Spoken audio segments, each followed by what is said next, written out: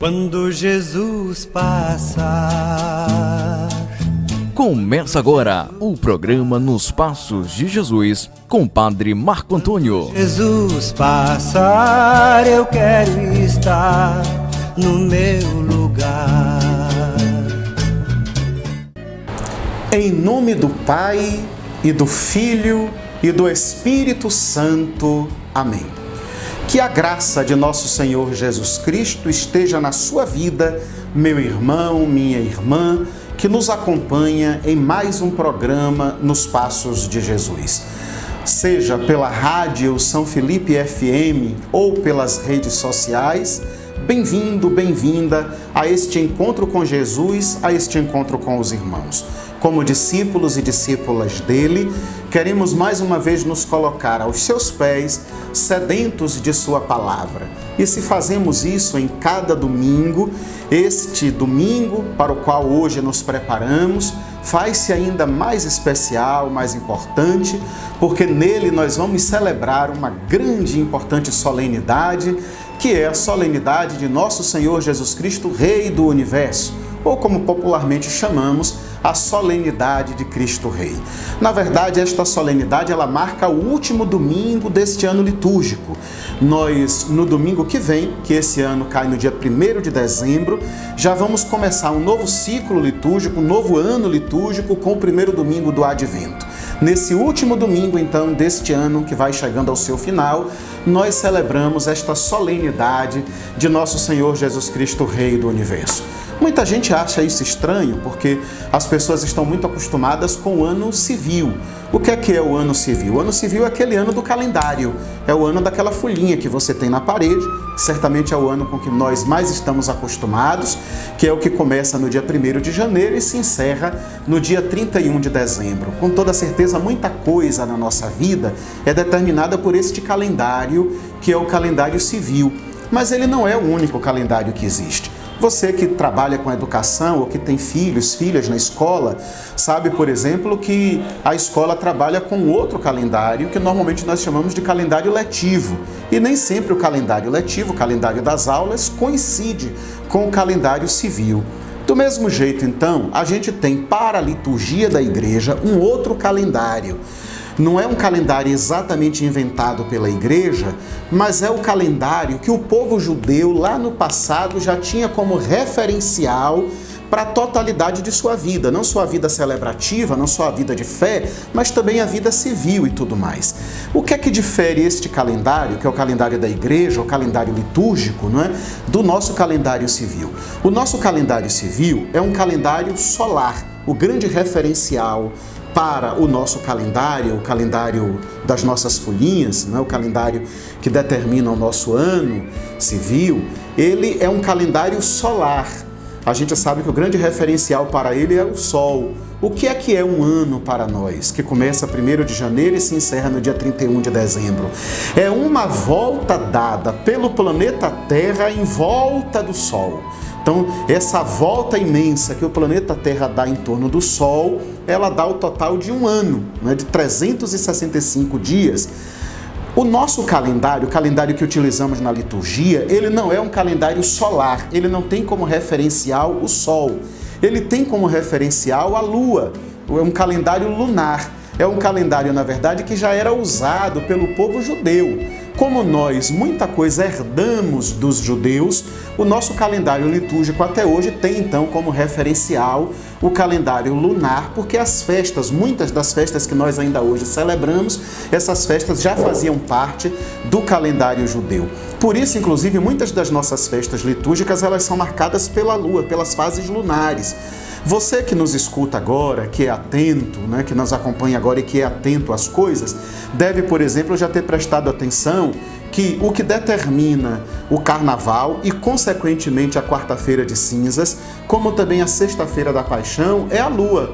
Então a gente tem sempre a Lua como referencial aí para algumas dessas festas que não tem data fixa, mas que cada ano elas caem numa data diferente. Por isso, então, o nosso calendário litúrgico ele vai sofrendo algumas modificações de um ano para o outro. Mas ele começa sempre independente de qualquer coisa, ele começa sempre 4 domingos antes do Natal. Portanto, neste ano, nós vamos começar um novo ano litúrgico no dia 1º de dezembro, porque 1º de dezembro é exatamente o 4º domingo antes da grande celebração do Natal. Nesse dia, então, nós começamos um novo ciclo litúrgico, um novo ano litúrgico, celebrando o 1º domingo do tempo do Advento. Minha gente, o que é, afinal de contas, um ano litúrgico? O que é que nós podemos dizer do ano litúrgico? Ora, o ano litúrgico é uma oportunidade que nos dá a Igreja de, em um ano, ao longo de um ano, refazer a trajetória da missão de Jesus. Ao longo de um ano, nós celebramos na liturgia da Igreja a encarnação de Jesus no ventre de Maria, a gestação, o nascimento de Jesus, a sua infância, a sua juventude, o seu batismo, a totalidade da sua missão de pregar, de anunciar o reino de Deus, de curar as pessoas, de contar as parábolas, a sua paixão, a sua condenação, a sua morte na cruz, sua ressurreição e sua ascensão aos céus e a vinda do Espírito Santo. Então, esse total da missão de Jesus, nessa totalidade da missão de Jesus, ao longo do ano litúrgico, nós fazemos memória de toda ela na liturgia, nós celebramos toda ela na liturgia.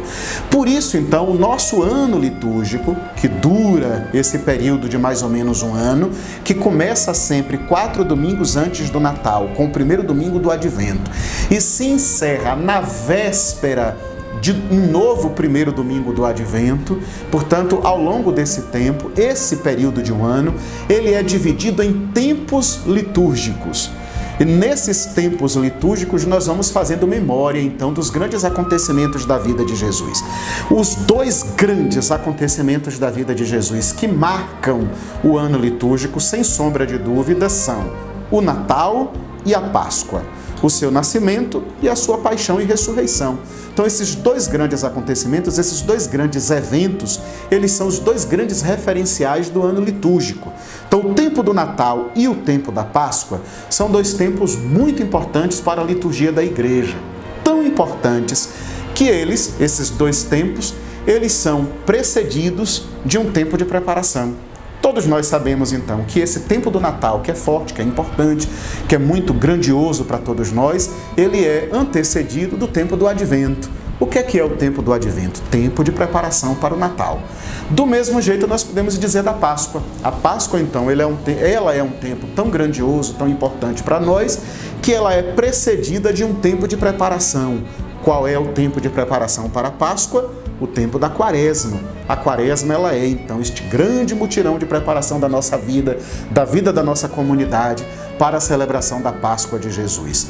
Fora Advento e Natal, Quaresma e Páscoa, o outro tempo litúrgico, que é o mais duradouro, que é o maior de todos, é o tempo comum. No tempo comum, nós fazemos memória da vida pública de Jesus, da sua missão, daquilo que ele construiu, convidando os discípulos a caminhar com ele, a celebrar com ele, os discípulos como testemunhas de suas pregações, de suas curas, do seu encontro com as pessoas, do seu coração misericordioso que a todos acolhia, porque ele vai ao longo da sua missão preparando esses discípulos, podemos até dizer em outras palavras, preparando a Igreja, para que quando chegar a sua hora de subir para o céu, a Igreja, formada pelos discípulos, continue no mundo a sua missão. Então, minha gente, a partir da semana que vem, nós vamos de novo entrar na beleza, na alegria da grande celebração de mais um ano litúrgico. Vamos começar, como sempre, com o tempo do Advento, depois vamos celebrar o Natal, vamos entrar no tempo comum, depois vamos interromper o tempo comum para celebrar o tempo da Quaresma, o tempo da Páscoa, depois disso retomar novamente o tempo comum até a solenidade de Cristo Rei do ano que vem, portanto, de daqui a um ano, quando nós vamos de novo recomeçar um novo ciclo litúrgico. Cada ciclo litúrgico desse que a Igreja faz, ela faz esse ciclo litúrgico acompanhada de um evangelista. Vamos poder dizer assim para ser melhor compreendido. Em cada ano litúrgico deste, é um evangelista que nos toma pelas mãos e nos guia em torno da celebração dos acontecimentos da vida de Jesus. Nós estamos agora, nesse próximo domingo, na solenidade de Cristo Rei, encerrando um ano litúrgico que nós chamamos de Ano C, porque ele foi dedicado ao Evangelho de Lucas. Então, foi São Lucas que, ao longo de todo esse ano, que agora vai se encerrando, que nos tomou pelas mãos para poder nos acompanhar e nos apresentar os grandes acontecimentos da vida de Jesus. No domingo que vem, no primeiro domingo do Advento, nós começamos um novo ciclo litúrgico e agora será Mateus, que vai nos tomar pelas mãos e nos levar para nos apresentar a trajetória da vida de Jesus. Será o ano A, dedicado ao evangelista São Mateus. Então, o ano A, São Mateus é o evangelista, o ano B, São Marcos é o evangelista, o ano C, São Lucas é o evangelista. Você pode então nos perguntar, e São João, onde é que fica? Não tem um ano D dedicado a São João? Não. Esses três evangelistas, eles são chamados na Bíblia de evangelistas sinóticos, ou os evangelhos que eles escrevem são evangelhos sinóticos. Sinótico vem de sinopse, quer dizer, é possível fazer uma comparação entre eles. São evangelhos que têm um cunho um pouco parecidos, como se um tivesse pesquisado no evangelho do outro ao escrever, de tal modo que eles têm um cunho mais histórico, um pouco mais histórico. Os acontecimentos da vida de Jesus estão aí um pouco mais na ordem, de tal modo que facilitam o andamento do ano litúrgico. O Evangelho de São João é um evangelho lindíssimo, rico, maravilhoso, mas ele é muito mais teológico do que histórico. Ele difere dos outros evangelhos, por isso ele não é chamado de evangelho sinótico. Ele fica de fora? Não, de jeito nenhum. Ao longo dos 3 anos, seja o ano A, o ano B ou o ano C, há momentos do ano litúrgico em que nós escutamos o Evangelho segundo João, sobretudo no período da Páscoa e em outros momentos e outras festas também litúrgicas ao longo do ano. Você que não é muito ligado às celebrações da igreja, que não estuda, que não conhece profundamente o ano litúrgico e as celebrações litúrgicas da igreja, já deve ter prestado atenção também ao fato de que, a depender do dia que você vai à missa, o padre está com uma estola ou uma casula de cor diferente. Ou às vezes, em determinadas igrejas, até mesmo a toalha do altar, ela acompanha também a veste litúrgica do padre.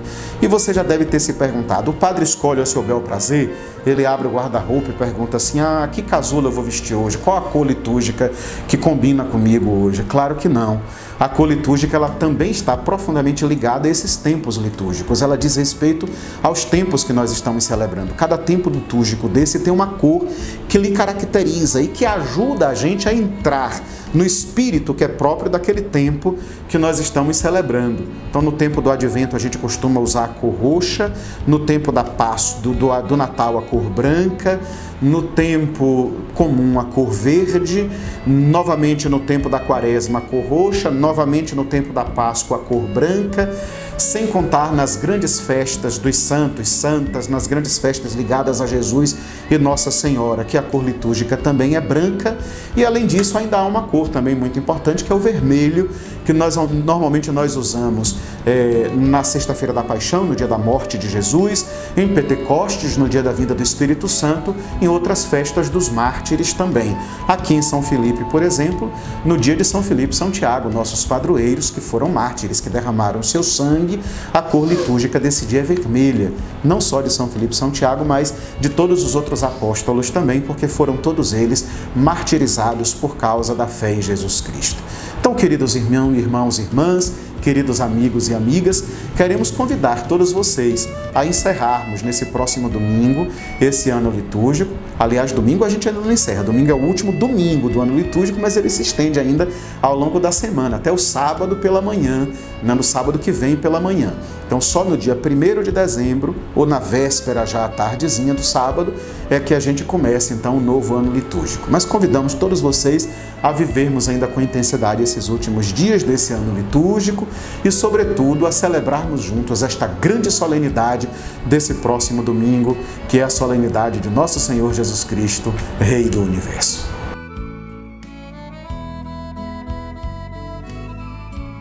Queridos amigos e amigas, nós, neste domingo da solenidade de Nosso Senhor Jesus Cristo, Rei do Universo, queremos, como fazemos em cada programa, nos alimentar da escuta do Evangelho que marca a liturgia dominical, para que nestes dias de hoje e de amanhã nos preparemos para domingo celebrarmos juntos este grande acontecimento litúrgico da Igreja.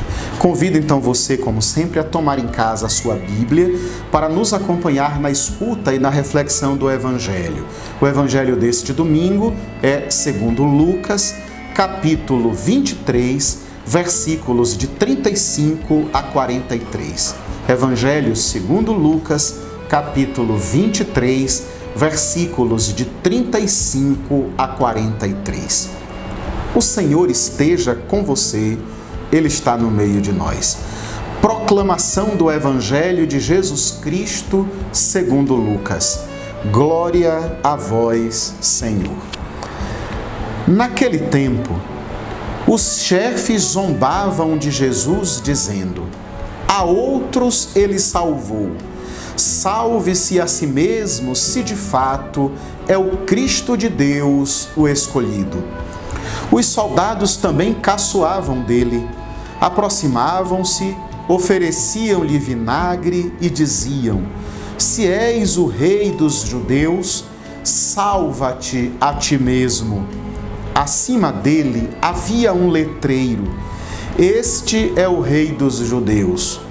Um dos malfeitores crucificados o insultava, dizendo: tu não és o Cristo? Salva-te a ti mesmo e a nós.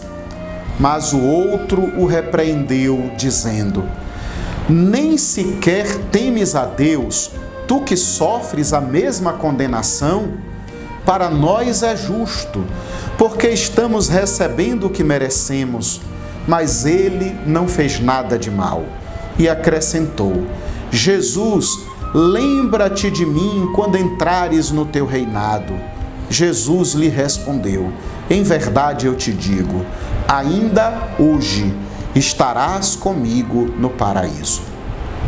Palavra da salvação. Glória a vós, Senhor.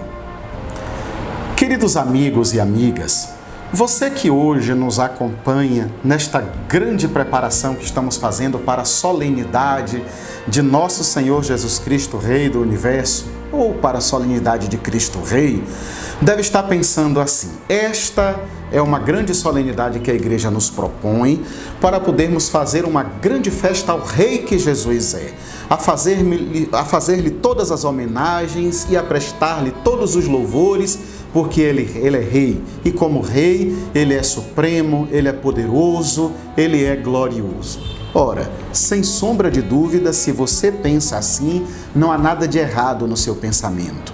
Jesus é mesmo glorioso, poderoso, ele merece de nossa parte toda a glória, toda a honra, ele é nosso rei e nós queremos lhe fazer uma bonita e grandiosa festa neste dia de Cristo Rei. Mas você não acha curioso que no dia de Cristo Rei, no dia desta grande exaltação a Jesus como Rei, o Evangelho que nós escutamos não nos apresenta Jesus em nenhuma posição de glória, em nenhuma posição de poder, em nenhuma posição de privilégio, mas pelo contrário, nos apresenta Jesus numa situação de extrema fragilidade, de indefesa, de entrega, de morte, poderíamos dizer até de fraqueza. O Evangelho que nós escutamos nos apresenta Jesus crucificado, preso na cruz, morrendo, entregando a sua vida por amor aos homens e mulheres e por incompreensão, pelo pecado da humanidade. Portanto, imaginem, no dia em que somos chamados a fazer uma grande exaltação a Jesus, o Evangelho nos apresenta Jesus numa grande situação de humilhação. Não parece contraditório? Hoje é dia então de olharmos para Jesus com olhos de exaltação ou compreendendo em Jesus o olhar da humilhação, o abrir os braços para nos acolher com humildade, com pequenez, com simplicidade e por que não dizer com humilhação mesmo. Ora, não há nada de contraditório nisso. Se queremos fazer deste dia de hoje, dia da exaltação de Jesus, não podemos nos esquecer que a grande exaltação de Jesus se dá na cruz. Parece contraditório para nós, mas A própria palavra de Deus que nos diz isso, que aí nesta situação que parece ser de humilhação, é que verdadeiramente a grandeza do coração de Deus se revela, é onde Jesus verdadeiramente se apresenta e se mostra como o rei que ele é. Talvez o problema esteja na nossa compreensão de reinado. Nós compreendemos reinado como exaltação, como grandeza, como privilégio, como poder. Imagine, por exemplo, como é que nós pensamos a figura do rei.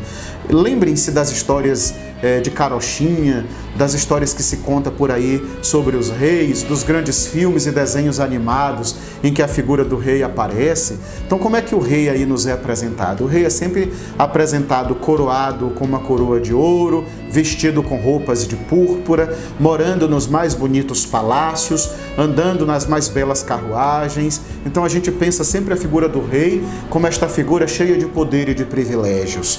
E a figura que Jesus nos apresenta é uma outra.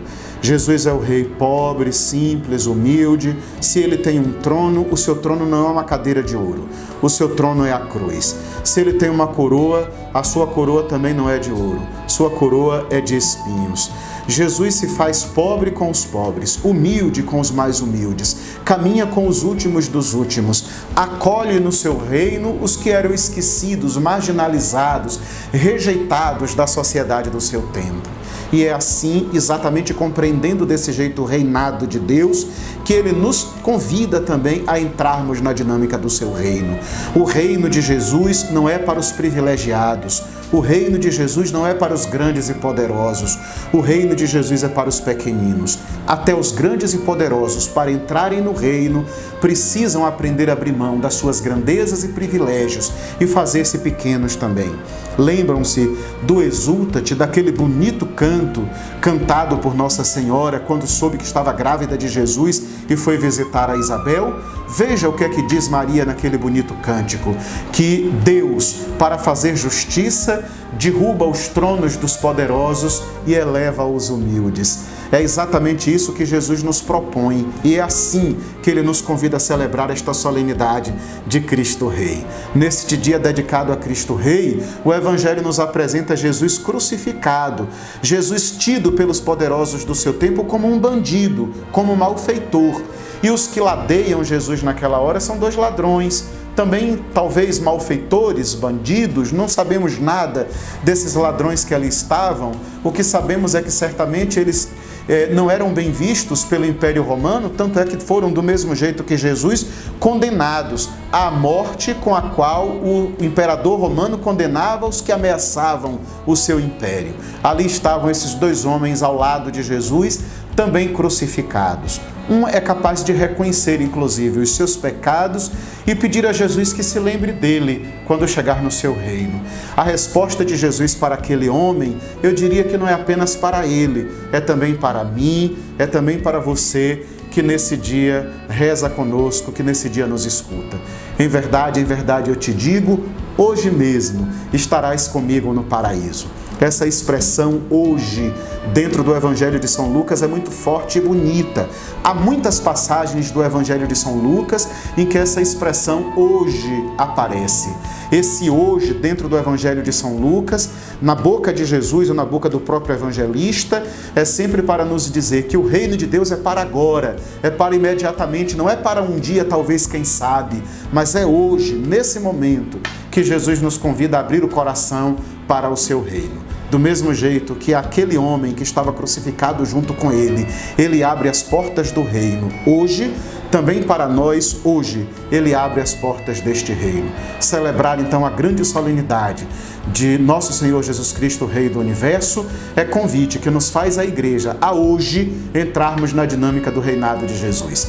Para isso, abramos mão das nossas manias de grandeza, dos nossos privilégios, da busca de poder, abramos mão do nosso egoísmo, abramos mão de tudo aquilo que nos distancia do projeto de Deus e nos aproximemos dos pobres, dos pequeninos, dos mais sofridos, dos excluídos, dos esquecidos da sociedade. Quanto mais nos aproximamos destes que são os pequeninos e preferidos do reino, não tenho dúvida, mais próximos do reino de Jesus nós estamos. Que assim seja. Amém.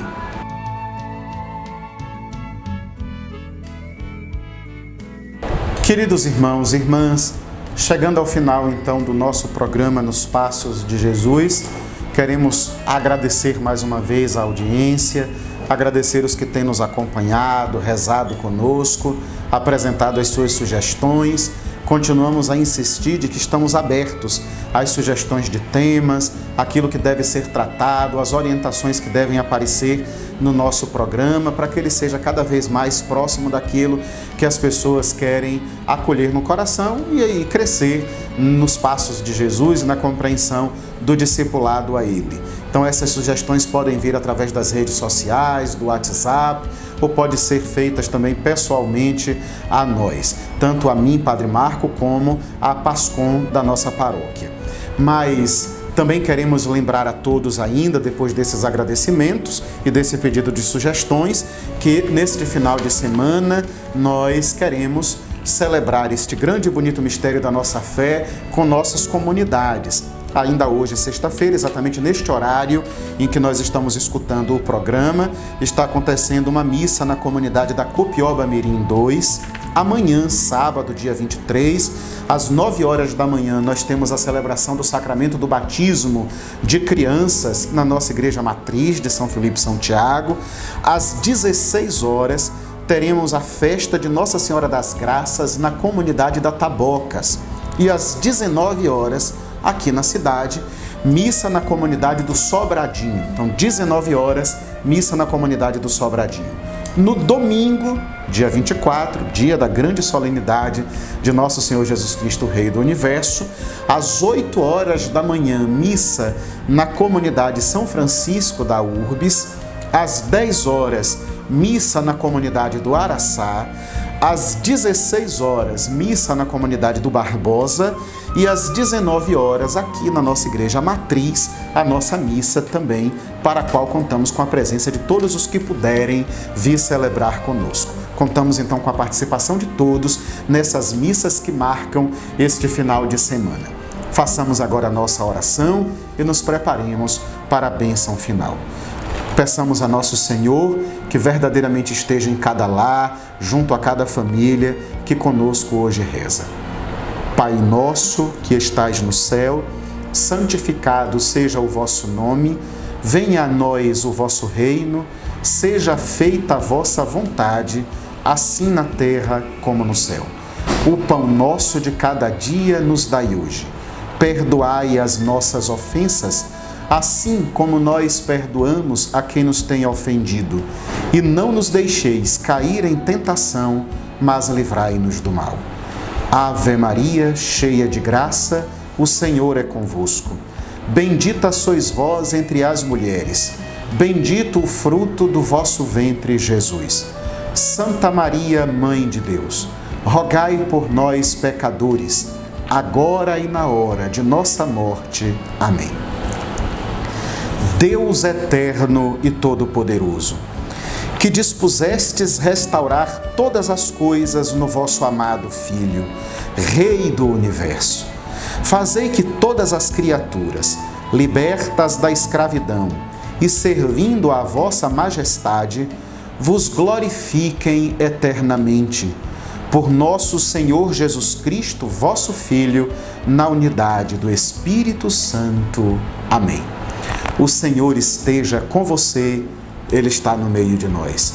A bênção do Deus Todo-Poderoso, Pai e Filho e Espírito Santo, desça sobre cada lar, sobre cada família e permaneça para sempre. Amém. Queridos irmãos e queridas irmãs, muito obrigado a todos e até o próximo programa Nos Passos de Jesus.